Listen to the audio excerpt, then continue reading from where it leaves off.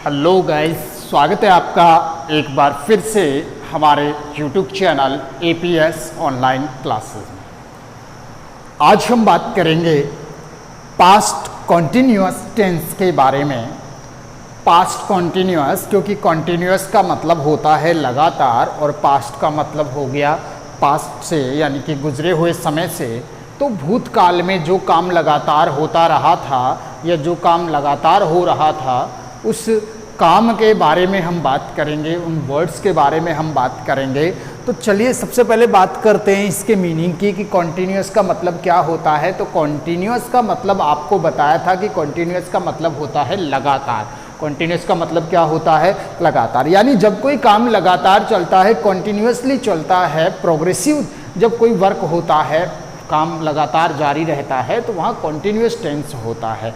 ठीक है, अब हम बात कर रहे हैं पास्ट कॉन्टिन्यूअस टेंस की। सबसे पहले आइडेंटिफिकेशन यानी इसकी पहचान के बारे में कि इसकी पहचान कैसे होती है। तो प्रेजेंट में और पास्ट में जो डिफरेंस है दोनों के बीच में वो क्या है?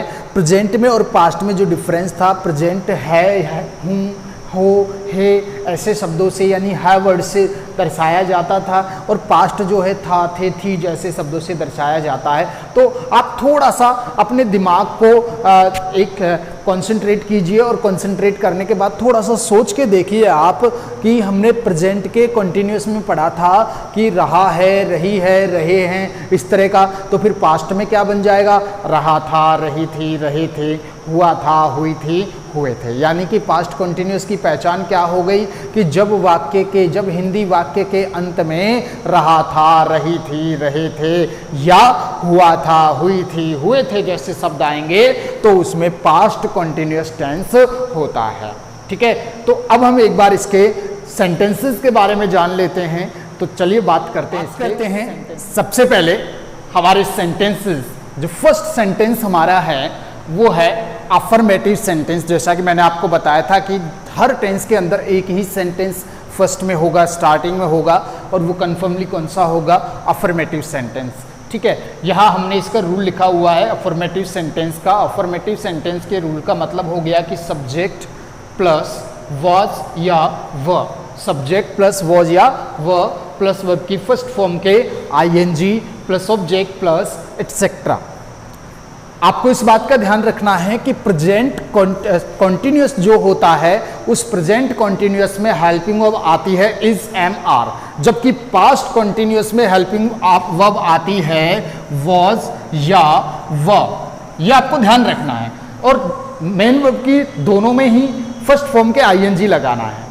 केवल हेल्पिंग वर्ब का डिफरेंस है दोनों के बीच में, और आप देख लीजिए बाकी कुछ भी अंतर इनके बीच में नहीं है। तो यहाँ पास्ट किसकी वजह से हो गया? वॉज या वर की वजह से, और प्रेजेंट किसकी वजह से होता है? इज, एम, आर की वजह से होता है। ठीक है, तो इतना सा आपको याद रखना है। अब सवाल ये कि सर यहाँ पे दो हेल्पिंग वर्ब हो गई, एक हो गई वॉज, एक हो गई व, तो दो के साथ कौन के साथ कौन सा हेल्पिंग वर्ब लगाना है, किस सब्जेक्ट के साथ कौन सा हेल्पिंग वर्ब लगेगा?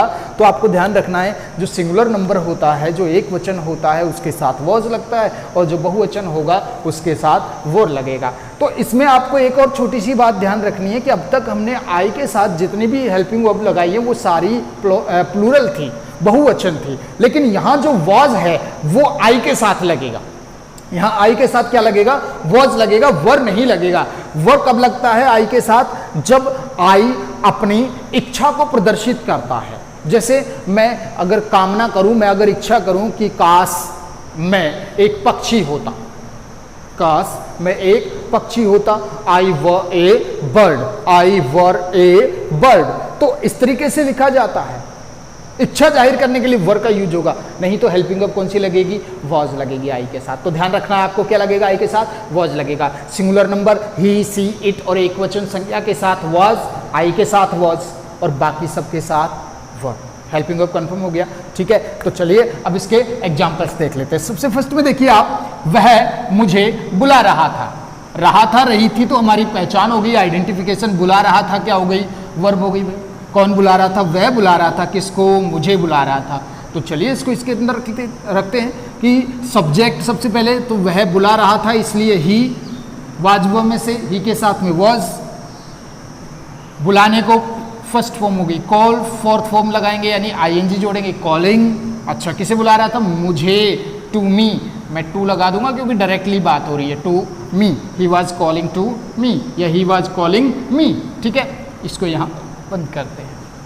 नेक्स्ट देखिए, तुम उसके घर जा रहे थे। जा रहे थे आपकी वर्ब हो गई। कौन जा रहे थे? तुम जा रहे थे। क्या जा रहे थे? किसको जा रहे थे? उसके घर को जा रहे थे। चाहे इसको ईटीसी मान लो, उसी जगह पे जाके लगेगा जहाँ ऑब्जेक्ट लगता है। सबसे पहले सब्जेक्ट तुम यानी कि यू के साथ वॉज वर्ब में से सर वर्ब आएगा क्योंकि ये प्लूरल है। अच्छा वर्ब आ गया।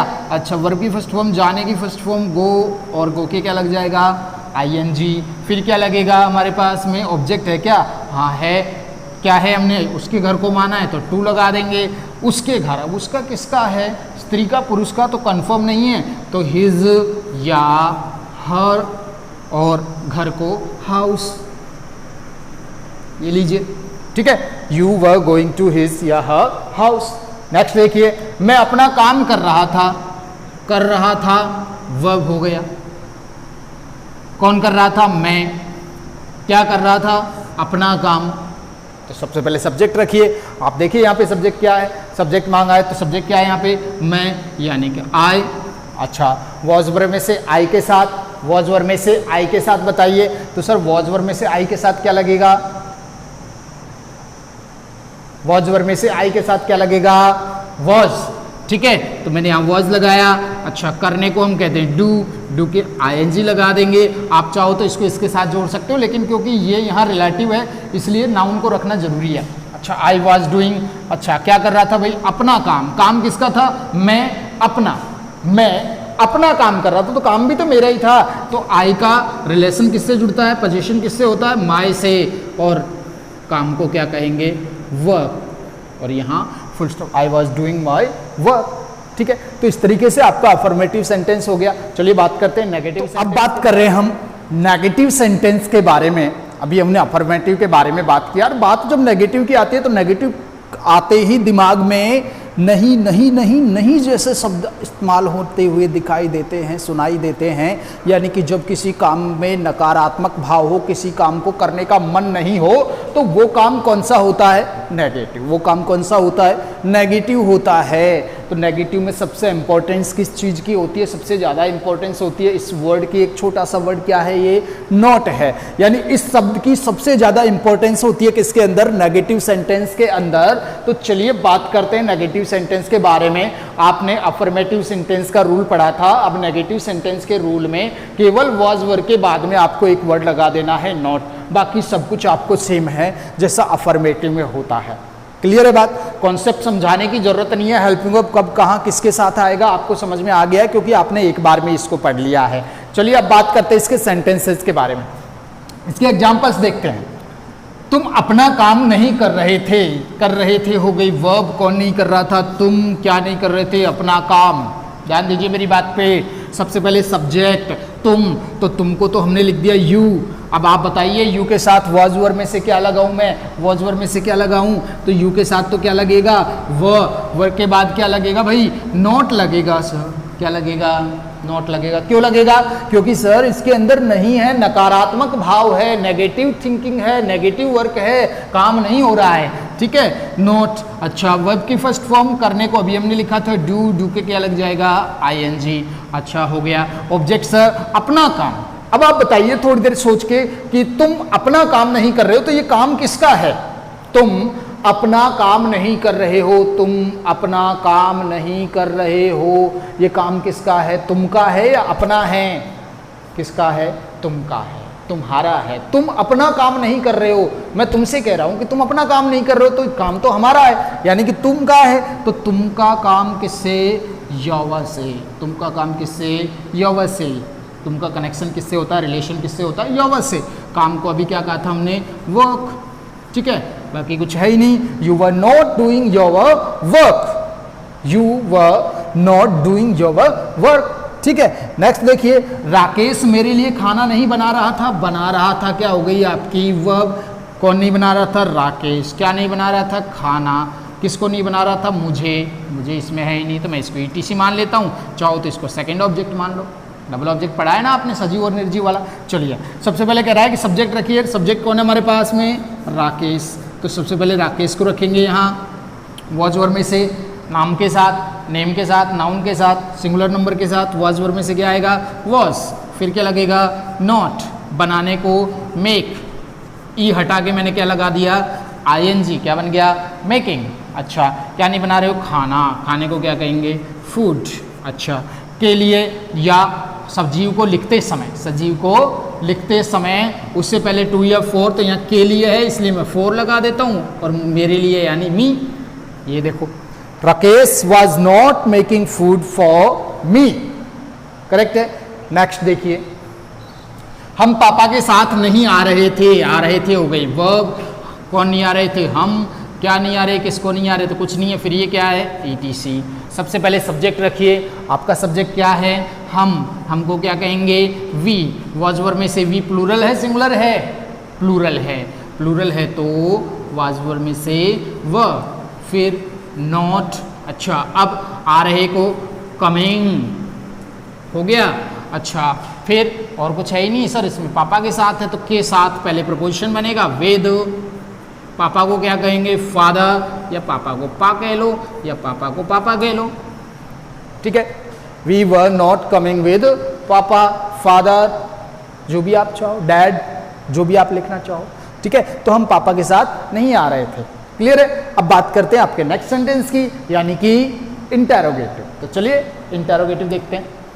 तो इंटेरोगेटिव सेंटेंस यानी कि प्रश्नवाचक वाक्य। जब बात प्रश्नवाचक वाक्य की आ जाती है तो फिर से वही दो चीज़ें, दो रूल्स हमारे दिमाग में, कि एक हेल्पिंग वर्ब से स्टार्ट होता है प्रश्नवाचक, तो एक WH वर्ड से स्टार्ट होता है। तो चलिए मैंने यहाँ पे दोनों लिखे हुए हैं, हेल्पिंग वर्ब वाला भी लिखा हुआ है और WH वर्ड वाला भी लिखा है। तो देखते हैं, अब आपको थोड़ा सा यहाँ कुछ अलग देखने को मिलेगा, थोड़ा सा कुछ अलग चीज़ आप यहाँ सीखोगे जो आपको सभी सेंटेंसेस में, सभी टेंसेस के अंदर आपको यूज लेनी है। जरूरी नहीं कि वो पास्ट कॉन्टिन्यूस टेंस का ही हो, किसी भी टेंस का या कोई भी सेंटेंस हो सकता है। ठीक है, तो चलिए बात करते हैं पहले फर्स्ट। तो सबसे पहले हमने क्या किया है कि बाकी में और इनमें डिफरेंस क्या है। तो मैंने आपको बार बार बताया है कि इसमें एक सबसे ज़रूरी जो चीज़ है वो है मार्क्स ऑफ इंटरोगेशन, जो इसके अंदर लग जाता है। और दूसरा है कि सब्जेक्ट जहाँ पहले होता है अफर्मेटिव में, नेगेटिव में, वहीं सब्जेक्ट दूसरे नंबर पे आ जाता है, और हेल्पिंग वर्ब जो दूसरे नंबर पे होती है वो कौन से पे चली जाती है? पहले नंबर पे। अब WH वर्ड वाले में क्या हुआ है भाई? ऊपर वाले सूत्र में, ऊपर वाले रूल्स में सिर्फ एक WH वर्ड फैमिली या WH वर्ड स्टार्टिंग में जुड़ गया है, बाकी सब कुछ वैसा कि वैसा है जैसा ऊपर वाला है हेल्पिंग वर्ब वाला, कोई डिफरेंस नहीं है दोनों में। तो चलिए इसके एग्जांपल्स की बात करते हैं। चलिए, क्या तुम गाना गा रहे थे? गा रहे थे हो गई वर्ब। कौन गा रहा था? तुम। क्या गा रहे थे? गाना। सो सिंपल, इजी है। अच्छा, अब सवाल ये, सर हेल्पिंग वर्ब वाला लगाएं या WH वर्ड वाला लगाएं? तो आप देखिए कौन सा लगाओगे। तो जब स्टार्टिंग में ये वर्ड हो क्या, तो हेल्पिंग वर्ब वाला, नहीं तो WH वर्ड वाला। तो ये लगा दूं ऊपर वाला। सबसे पहले अपना सब्जेक्ट देख लीजिए। तुमको क्या कहेंगे? यू के साथ वॉज वर्ब में से वर्ब, तो मैं तो यहाँ वर्ब से स्टार्ट करूँगा। अब अपना सब्जेक्ट अभी ढूंढा ही था हमने, क्या था? यू। अच्छा, फिर वर्ब की फर्स्ट फॉर्म गाना, गाने को कहेंगे सिंग, सिंग के क्या लग जाएगा? ING, singing. अच्छा, अब ऑब्जेक्ट गाना, द सॉन्ग। अब ETC कुछ है ही नहीं, तो सबसे ज़रूरी चीज़ मार्क्स ऑफ इंटरोगेशन। अब मैंने आपसे कहा कि थोड़ा सा अलग आपको कुछ देखने को मिलेगा, तो चलिए इस सेंटेंस में बात करते हैं। आप देखिए इसमें आपको कौन सी चीज़ अलग दिख रही है कोई चीज़ अलग? तुम कौन सा गाना गा रहे थे? कोई अलग बात नहीं है, लेकिन इसको जब हम प्रिपेयर करेंगे, जब हम इसको ट्रांसलेट करेंगे तो थोड़ा सा अलग आपको ध्यान दीजिए मेरी बात पे। आपको 3 WH वर्ड अगर लगाने हैं, एक WH वर्ड होता है व्हाट, एक होता है हुज, और एक होता है विच। ये तीनों WH वर्ड अपने साथ कोई भी नाउन या एडजेक्टिव या एडवर्ब लेकर चलते हैं। ध्यान दीजिए, ये तीनों WH वर्ड अगर आप यूज कर रहे हो तो ये तीनों अपने साथ नाउन, एडवर्ब या एडजेक्टिव लेके चलते हैं। हाँ, व्हाट कभी कभी अकेला चलता है, बाकी ये दोनों अपने साथ कुछ जो इनके बाद होता है उस शब्द को अपने साथ लेकर चलते हैं। जैसे अभी आप यहां देख रहे हो, तुम कौन सा गाना गा रहे थे, तो ये जो कौन सा शब्द है इसका मतलब क्या हो गया, विच। कौन से का मतलब क्या हो गया, विच। तो ये अपने साथ इस शब्द को लेकर चलेगा, कौन सा गाना। कौन सा अकेला नहीं चलेगा, कौन सा के साथ में कौन सा शब्द चलेगा, गाना। तो ये दोनों बाहर आएंगे, यानी जहां WH वर्ड लगेगा वहां ये भी लगेगा। बात समझ में आ गई। ऐसे ही किसके पिता हैं, किसके पिता, तो किसके के साथ whose father, whose father, whose mother, whose brother, whose bag, whose animals, whose cats, whose जो भी है, ठीक है। तो ये साथ लेकर चलते हैं। चलिए बात करते हैं। गा रहे थे आपकी हो गई वर्ब, गाना क्या हो गया,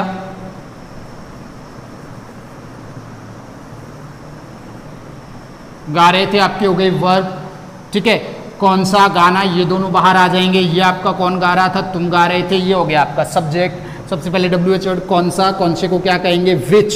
विच के बाद क्या है आपका नाउन गाना, गाने को क्या कहेंगे, सॉन्ग। क्या बना, विच सॉन्ग। अच्छा, फिर अब हेल्पिंग वर्ब लगाओगे आप, वॉज वर्ब। सब्जेक्ट क्या है आपका तुम के साथ वॉज वर्ब में से वर्ब। अब अपना सब्जेक्ट ले आइए, तुमको क्या कहेंगे, यू। अच्छा, गाने की फॉर्म, फर्स्ट फॉर्म सिंग, इसके ING लग जाएगा, singing. Which song were you singing. और कुछ बचा है क्या, नहीं बचा, तो मार्क ऑफ इंटरोगेशन। चलिए, which song were you singing, ठीक है। नेक्स्ट देखिए, सो रहे थे वर्ब, कौन सो रहा था, तुम। क्या सो रहे थे, किसको सो रहे थे, कुछ नहीं है, ये आपका WH वर्ड हो गया। क्यों को हम क्या कहेंगे, वाई। क्यों को क्या कहेंगे, वाई। अच्छा, अब वाज वर्ब में से एक लगाना है, तो तुम के साथ फिर वही वर्ब लगेगा, ठीक है। अच्छा, वर्ब लगेगा, आपका सब्जेक्ट क्या है, तुम, यानी कि यू। सोने को क्या कहेंगे, स्लीप, और स्लीप की फोर्थ फॉर्म ING लग जाएगा। फिर स्लीपिंग हो गया, ठीक है। अब क्या है, रसोई में को क्या कहेंगे, इन, और रसोई को क्या कहेंगे, द किचन, और लास्ट में mark of interrogation, why were you sleeping in the kitchen. तो ये आपका हो गया मार्क ऑफ इंटरोगेशन। अब बात करते हैं हमारे करेक्ट फॉर्म के बारे में, जो हमसे पूछा जाता है बोर्ड के अंदर, बोर्ड एग्जाम या कंपटीशन लेवल के अंदर। तो चलिए बात करते हैं उसके बारे में। तो बात कर रहे थे करेक्ट फॉर्म्स के बारे में।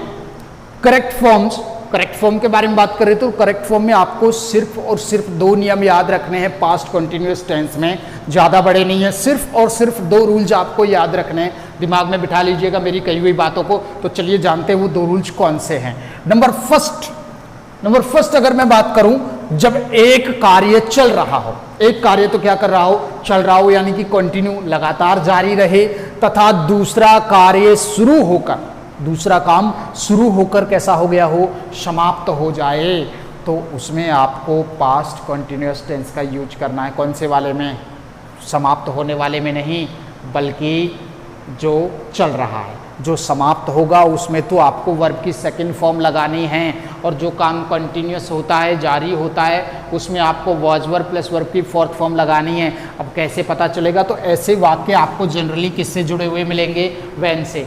वैन वाला अगर कोई वाक्य है तो आपको देख लेना है, वैन वाले वाक्य में आपको ज़्यादातर इस तरीके से मिलेगा, वैन, और एक तरफ ब्लैंक मिलेगा, फिर दूसरी तरफ ब्लैंक मिलेगा। अगर इस तरफ वर्ब की सेकंड फॉर्म लगी है तो ये देख लेना कि कहीं दूसरा काम ऐसा तो नहीं जो लगातार जारी है, तो उसमें वॉज या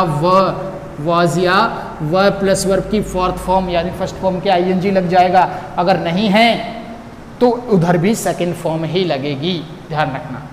अगर वैन के इस तरफ वर्ब की सेकंड फॉर्म है या फिर इस तरफ वर्ब की सेकंड फॉर्म है, लेकिन जो दूसरा काम है वो ऐसा है जो कंटिन्यू लगातार जारी रहे, तो वहां आपको वाजबर लगाना है। और जो पूरा हो जाए उसमें वर्ब की कौन सी फॉर्म लगानी है, सेकंड फॉर्म, यानी कि पास्ट सिंपल। और जो चल रहा हो उसमें पास्ट कंटिन्यूअस। बात समझ में आ गई। और इसको समझने के लिए हम एग्जाम्पल्स का यूज करेंगे।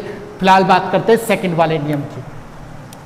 जब वाक्य में as, while, at that time, at that moment, then, those days, that day आदि शब्द हो, तब भी आपको किसका यूज करना है, वाज वर्ब प्लस वर्ब की चौथी फॉर्म यानी कि फर्स्ट फॉर्म के आईएनजी, यानी अगर कहें तो पास्ट कॉन्टिन्यूअस टेंस का। हाँ, वाइल वाले वाक्य में आपको क्या करना है, एक तरफ आपको क्या मिलेगा, was verb plus fourth form, तो दूसरी तरफ भी वाइल के was verb plus fourth form ही आएगी, यानी फर्स्ट फॉर्म के आईएनजी आपको लगाना है। ठीक है, ये दो बातें आपको याद रखनी है। अब इन दोनों को समझने के लिए हम एग्जाम्पल्स का यूज करते हैं, तो चलिए देखते हैं इसके एग्जाम्पल्स। समझने के लिए हमने यहाँ कुछ एग्जाम्पल्स लिए हैं करेक्ट फॉर्म के, कॉम्पिटिशन लेवल के। तो आपको समझना है कि किस तरीके से उनका यूज करना है, किस तरीके से वो जो दो रूल्स उसने बनाए थे, जो दो अलग से कॉन्सेप्ट उसने दिए थे, वो किस तरीके से वर्क करते हैं। तो चलिए बात करते हैं फर्स्ट एग्जाम्पल की। I was reading a story, ध्यान दीजिए मेरी बात पे, I was reading a story while, यहां सेंटेंस के बीच में क्या दिया हुआ है, वाइल दिया हुआ है। और अभी कहा था कि वाइल के एक तरफ अगर वॉज वर है तो दूसरी तरफ भी क्या आएगा, वॉज वर आएगा। तो सीधी बात है सी, और यहां सी के साथ वॉज वर में से वॉज, और स्लिप की फोर्थ फॉर्म क्या हो जाएगी, sleeping. She was sleeping, right. अब बात करते हैं नेक्स्ट नंबर सेकंड की। As I blank cross the road I stumble, इसमें भी वही वैन वाली बात है, एज भी उसी तरीके से काम करता है। तो यहाँ कॉमा लगने से ये सेंटेंस अलग हो गया, ये अलग हो गया। इसमें एज दिया हुआ है, इसमें वर्ब की सेकंड फॉर्म दी हुई है। तो जिस वाक्य में एज दिया हुआ हो उस वाक्य में was verb plus fourth form लगानी है। आई के साथ वॉज वर्ब में से वॉज, और क्रॉस की फोर्थ फॉर्म क्या हो जाएगी, क्रॉसिंग, करेक्ट है। अब आप देखिए नंबर थर्ड, द पोस्टमैन, ध्यान से देखिएगा, मेरी बात पर ध्यान दीजिएगा कि द पोस्टमैन केम, तो ये तो वर्ब की कौन सी फॉर्म हो गई, सेकंड। वैन, ये वैन हो गया, तो उधर ब्लैंक है। उसने कहा था कि वैन वाला वाक्य एक तरफ सेकंड फॉर्म है तो दूसरी तरफ वाज वर्ब प्लस वर्ब की फोर्थ फॉर्म लगानी है।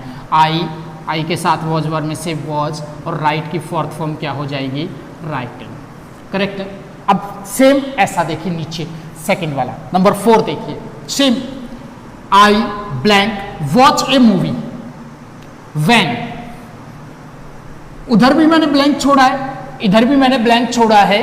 अब सवाल यह कि वर्ब की सेकंड फॉर्म कौन सी तरफ आएगी, वॉज वर्ब प्लस वर्ब की फोर्थ फॉर्म कौन सी तरफ आएगी, ये बात हमें पता लगानी है। तो इसके लिए हमें अपने दिमाग को कंसंट्रेट करना पड़ेगा। किस तरीके से करना पड़ेगा, आप देखिए कि ऐसा, इसमें दो काम हैं, एक मूवी देखने का है, एक पुकारने का या बुलाने का है। तो कौन सा काम तो लगातार हुआ और कौन सा काम शुरू होके खत्म हो गया, तो मुझे बताइए। आई वॉच ए मूवी, मैं मूवी देख रहा था या मैंने मूवी देखी जब उसने मुझे बुलाया, जब मुझे बुला रही थी। उसने बुलाया तब मैंने मूवी देखी, या जब मैं मूवी देख रहा था तब उसने बुलाया। आप सोचिए, मूवी देख रहा था तब उसने बुलाया, या उसने बुलाया तो मैंने मूवी देखी, या वो बुला रही थी तो मैंने मूवी देखी। ऐसा तो नहीं है ना कि वो आवाज लगा रही है और मैंने मूवी देखी, नहीं, बल्कि मैं मूवी देख रहा था और वो क्या लगा रही थी, उसने क्या लगाई, आवाज, करेक्ट है। चलिए, तो इसमें वॉज वर्ब कौन से में आएगा, पहला कंटिन्यू काम कौन सा हुआ, कंटिन्यूअस कौन सा हुआ, ये। तो इसमें क्या आएगा, वॉच, और वॉच की फोर्थ फॉर्म क्या हो जाएगी, वॉचिंग। I was watching. अच्छा, कौन सा काम थोड़े समय के लिए हुआ, आवाज लगाना, तो कॉल की सेकंड फॉर्म क्या आ जाएगी, called. She called me. I was watching A movie when she called me.